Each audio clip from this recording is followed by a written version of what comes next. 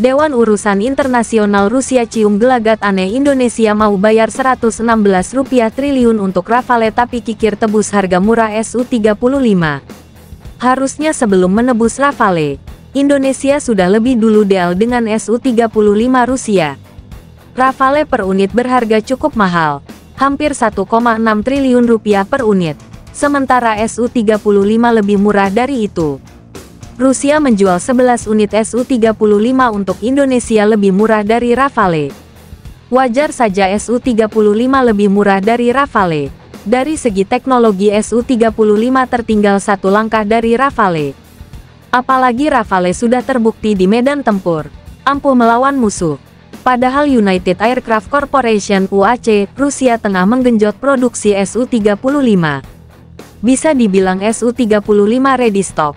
Pembeli pesan pembuatan jet tempur ini bisa dipacu sesingkatnya.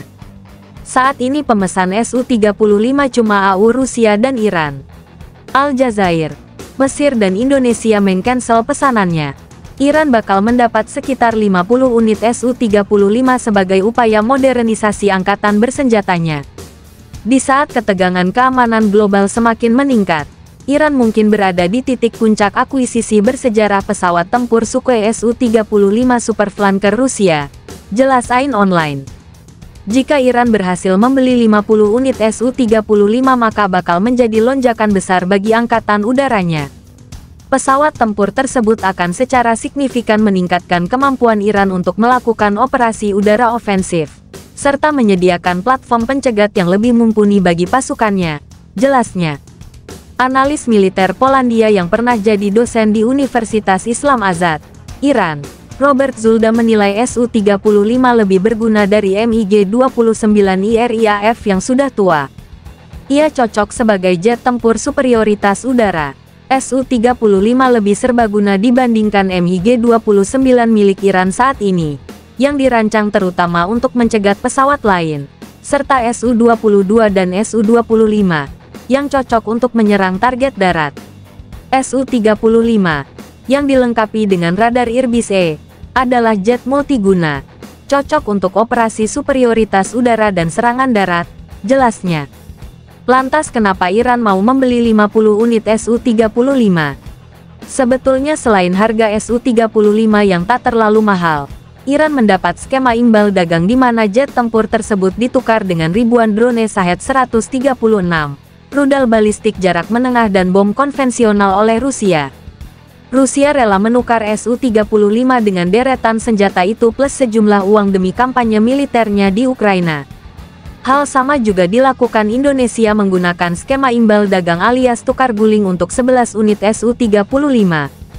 Bahkan Rusia cuma membanderol 1,15 miliar dolar AS alias 18 triliun rupiah saja untuk 11 unit Su-35 paket komplit.